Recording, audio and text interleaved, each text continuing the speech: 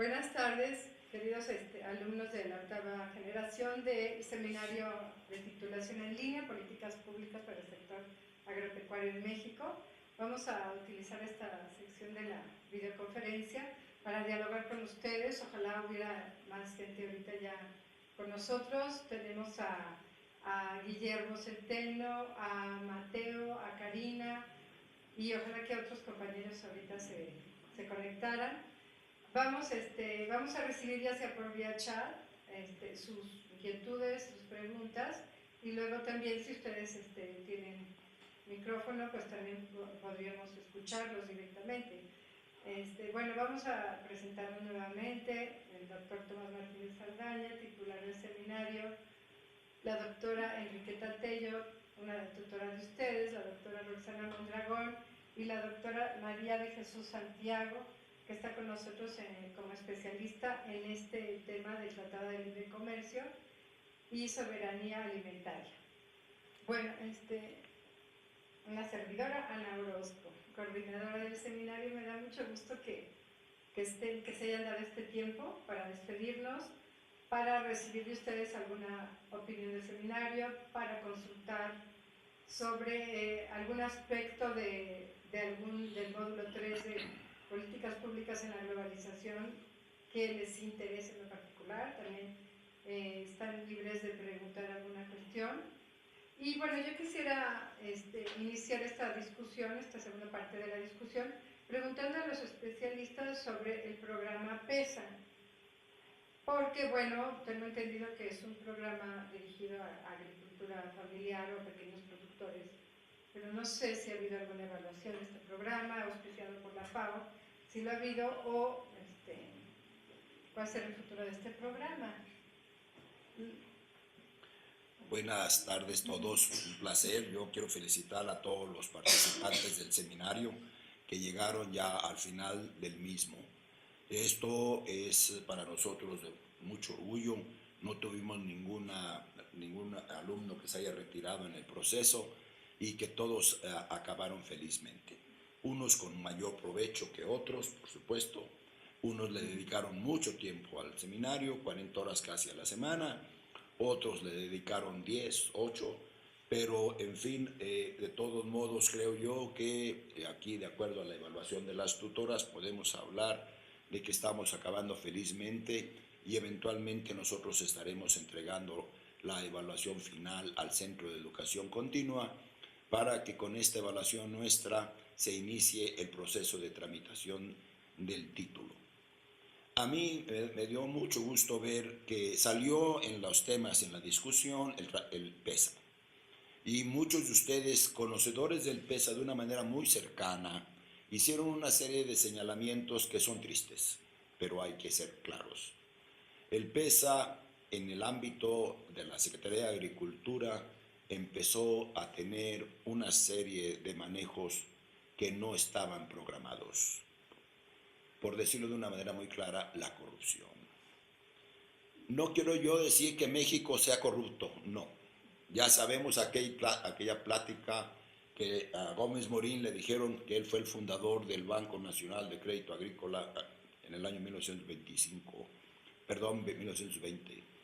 Y entonces Obregón toma el banco y ustedes ya se imaginan qué hizo Obregón con el banco.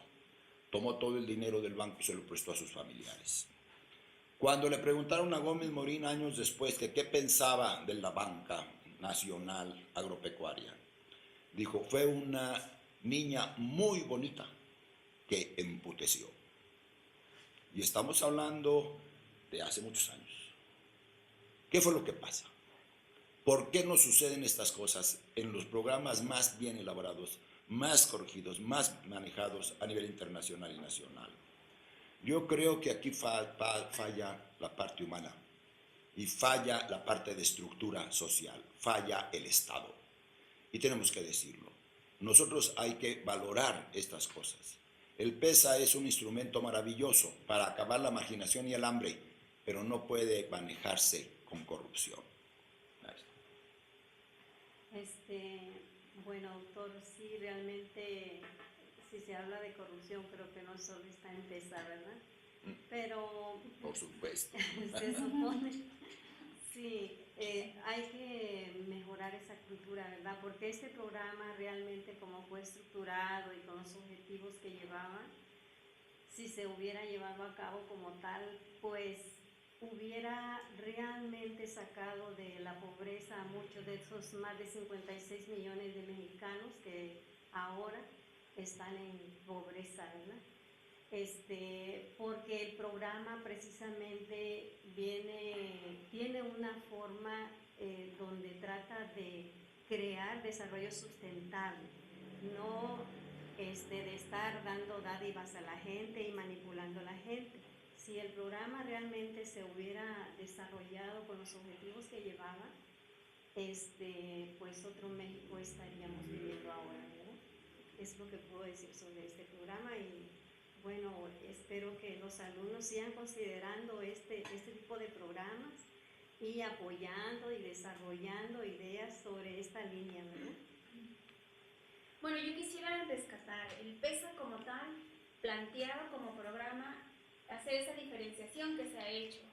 El PESA es un programa, no una definición de política pública, que son dos cosas completamente diferentes. El PESA, dado que es una propuesta de la FAO, en todo su planteamiento teórico-metodológico, definitivamente está hecho de una manera tan detallada que en lo personal yo considero que está muy bien elaborado.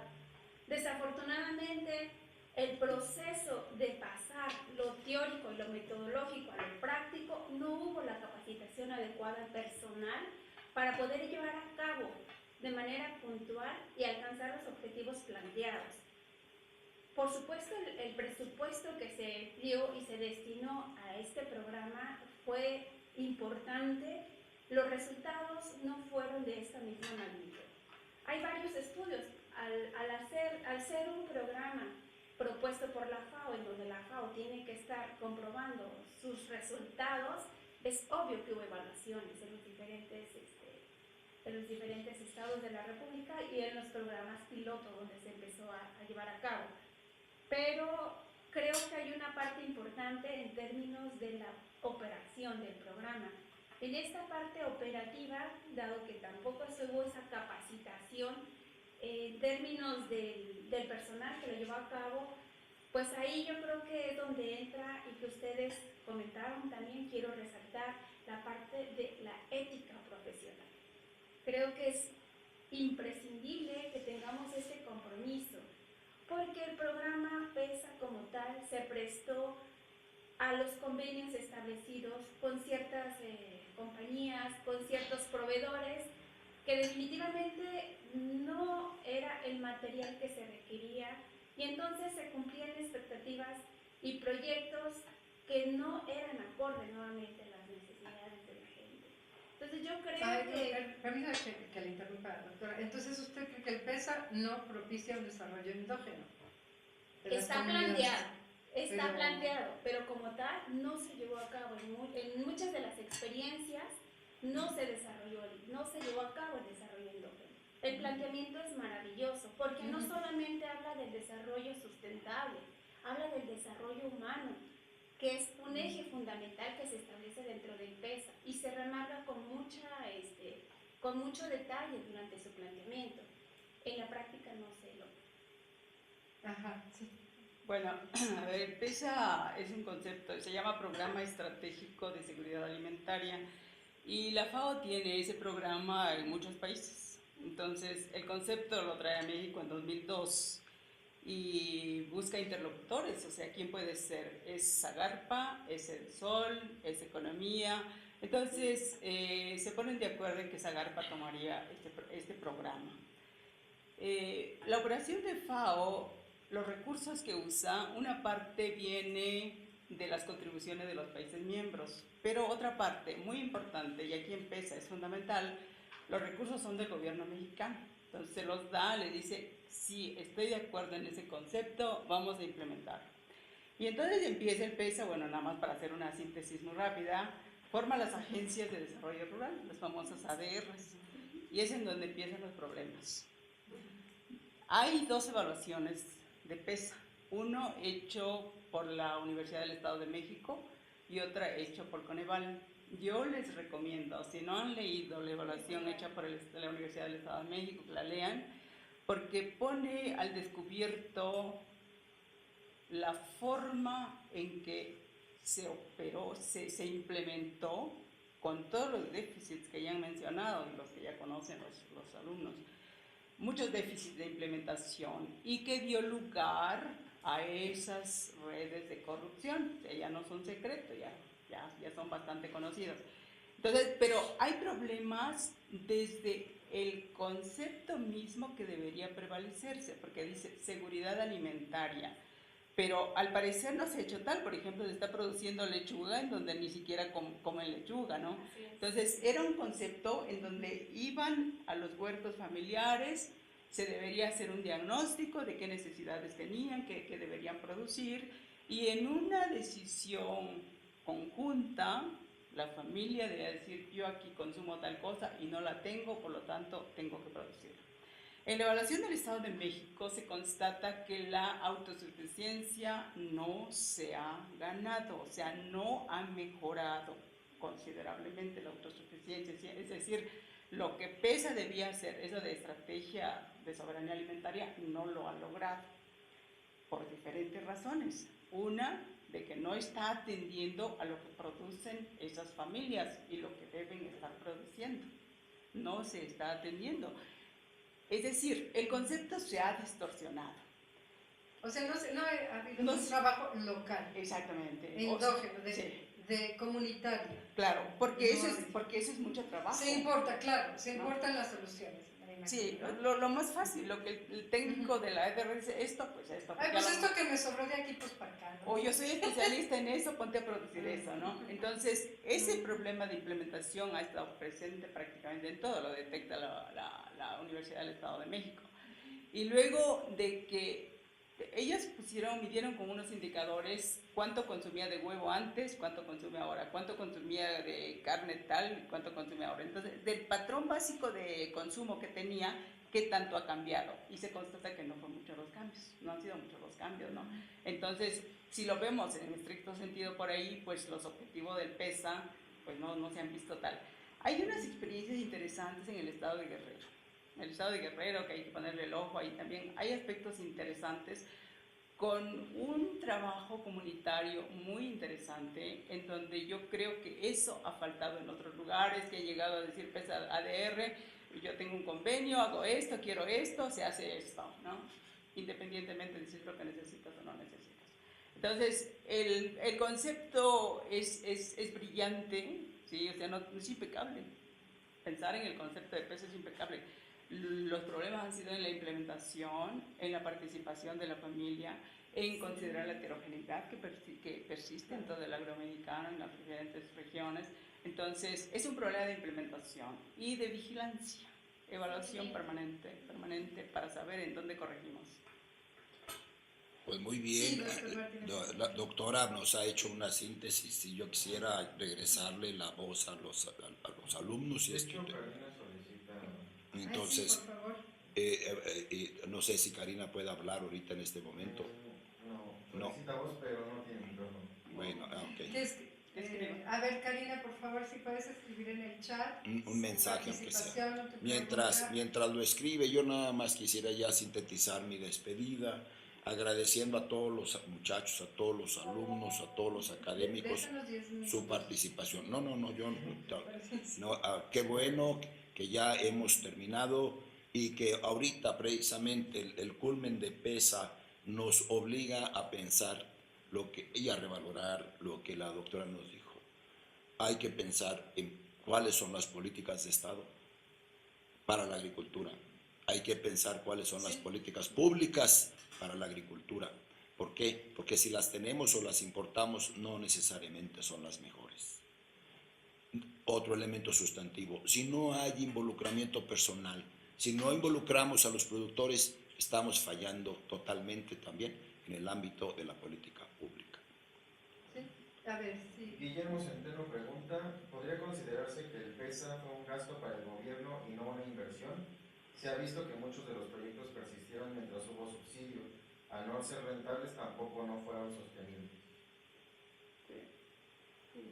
Un gasto y no una ¿Quieres inversión.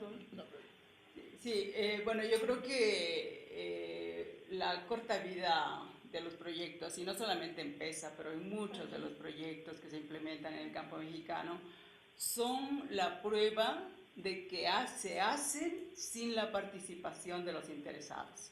Llegan y les ofrecen algo y a nadie le dan pan que llore, ¿no?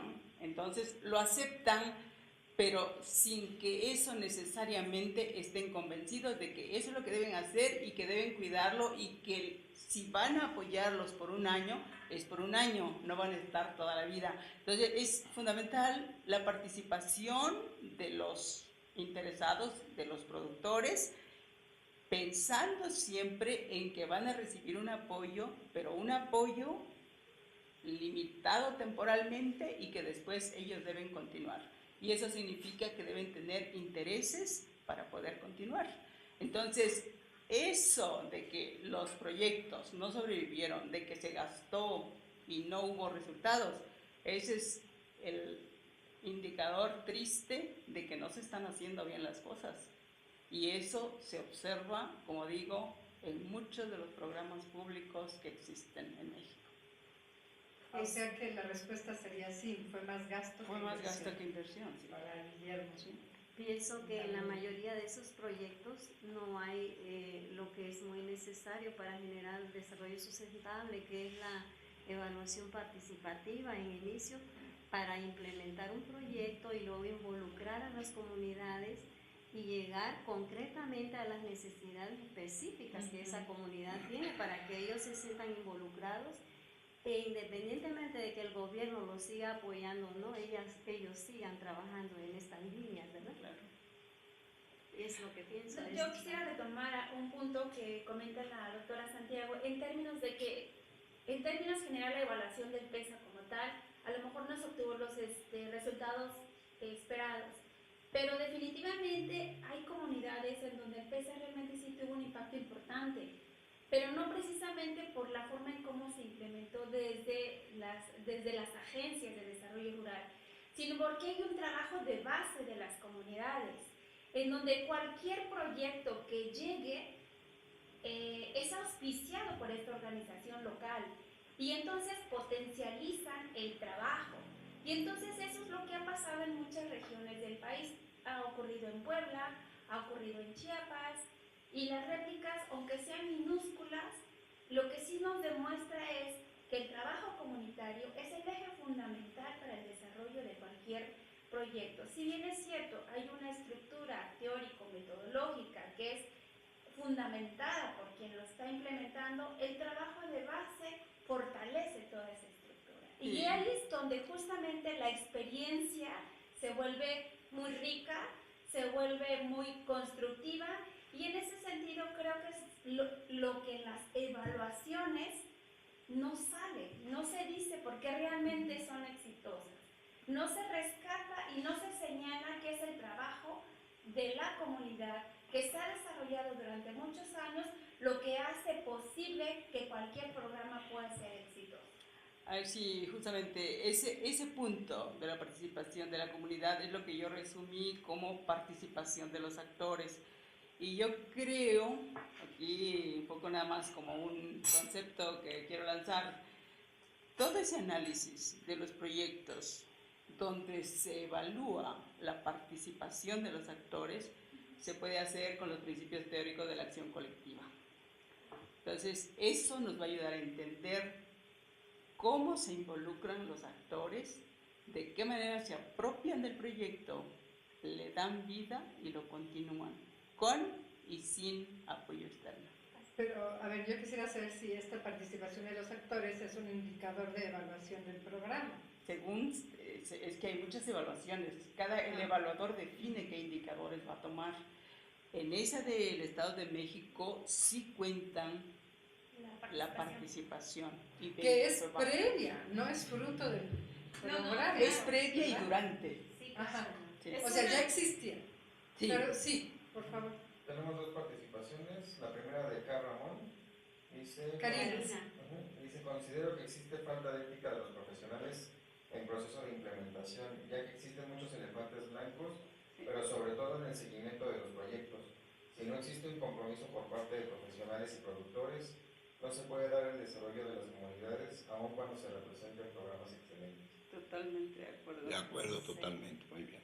Y el segundo de MRMate, recuerdo el método de Baradach, donde el problema sentido por la comunidad muchas veces solo es un síntoma de un problema mayor. Lo mismo se tiene que aplicar para el proyecto que vas a plantear a la comunidad y el grupo operativo. A mí me parece muy pertinente que lleguemos a la metodología de evaluación y yo lo felicito por hacer precisamente eso. Por recordar los Por recordar modelos que- que aprendimos. Sí. política pública. Pues maestra, yo creo que llegó el momento de cerrar. Es triste, ha sido precioso estos 3 meses de trabajo con todos ustedes y de mi parte pues yo quiero verdaderamente agradecer a la maestra Orozco, a la doctora Tello, a la doctora Mondragón y ahora a la doctora Santiago que está con nosotros y todos los que han participado. Yo los felicito, espero verlos acá en la titulación probablemente dentro de un mes, ahí por ahí les estaremos avisando. Agradecido de todo corazón, yo quiero despedirme a título personal y pedirle a los asesores, a los tutores, que lo hagan también de la misma manera.